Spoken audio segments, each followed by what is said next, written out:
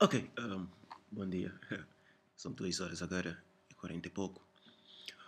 Vamos fazer a correção da prova de lógica de programação dos diurnos, ok? Que foi feita dia 29. Então, começando por aqui, vamos.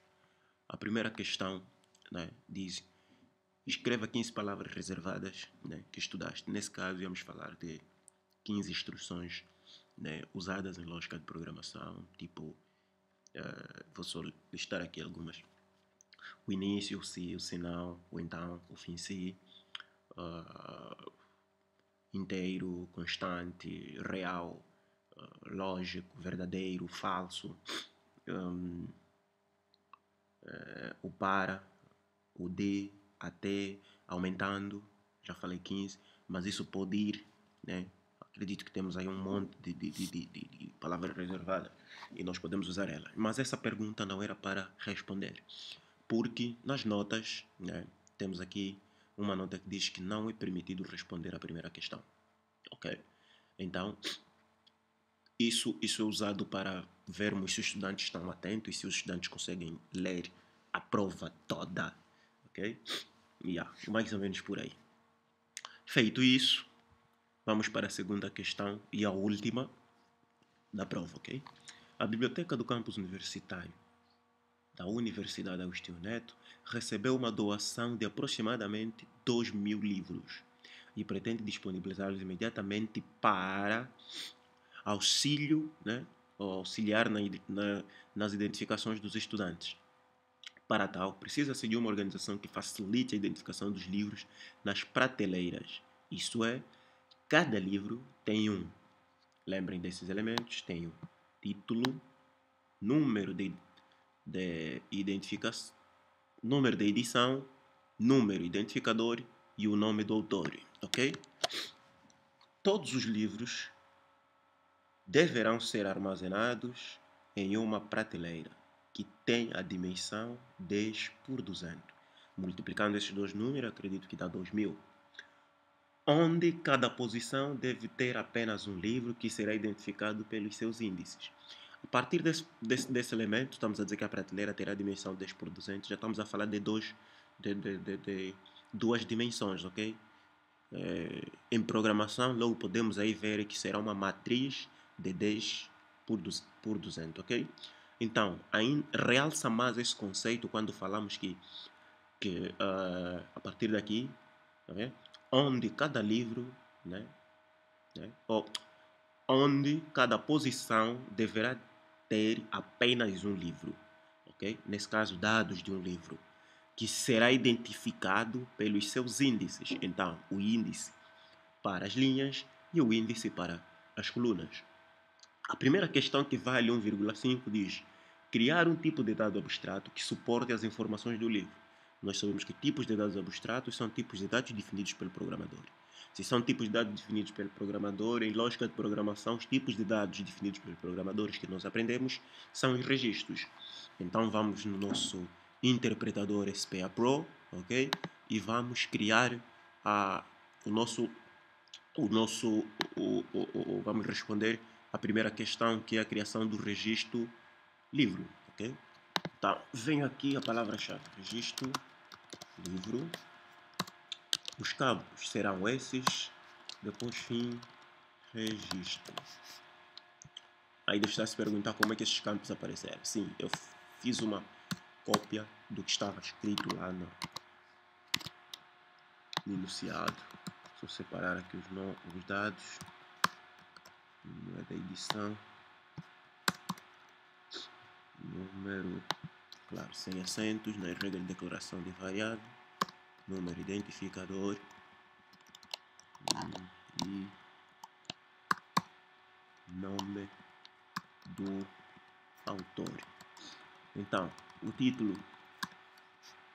certeza literal, o número de edição é inteiro, o número identificador vou deixar também inteiro e o nome do autor literal. Para não ocupar muito espaço, deveria ser assim, então posso fazer que esses dois são literais, assim pouco linhas, e esses dois são inteiros.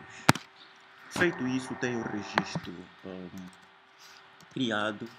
Então, para não esquecer, todo algoritmo tem um início e tem fim. Algoritmo. Algoritmo,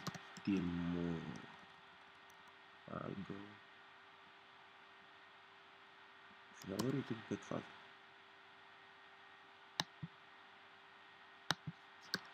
Ok, fim algoritmo. Se eu compilar isso, aparentemente temos erros na linha 3, que é aqui onde temos caracteres não recomendados. Ok, tenho o registro, quer dizer que respondi à questão da linha A, da segunda, né, que vale 1,5. Agora, vou na próxima linha que diz declarar o conjunto de registros bidimensional do tipo criado na linha A e um contador para cada índice. Logo, se o meu registro é bidimensional, 10 por 2000, então já começo a responder a segunda questão. Vou criar os meus contadores. Inteiro, conte linha, ok?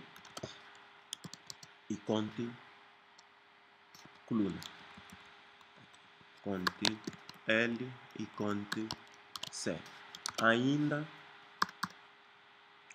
crio constante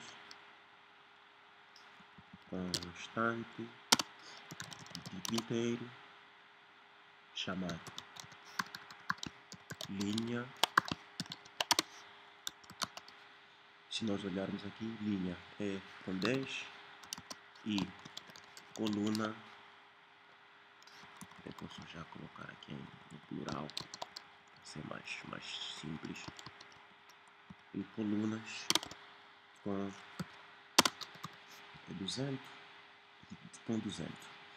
Feito isso, tenho esses caras criados para responder à minha situação.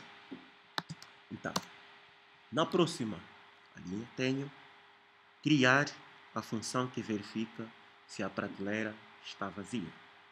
Então, verificar se está vazia. Notem que eu tenho dois controladores ou contadores. Para verificar se está vazia, esses controladores devem estar os dois igualados a 0. Então, a função que vai retornar um lógico,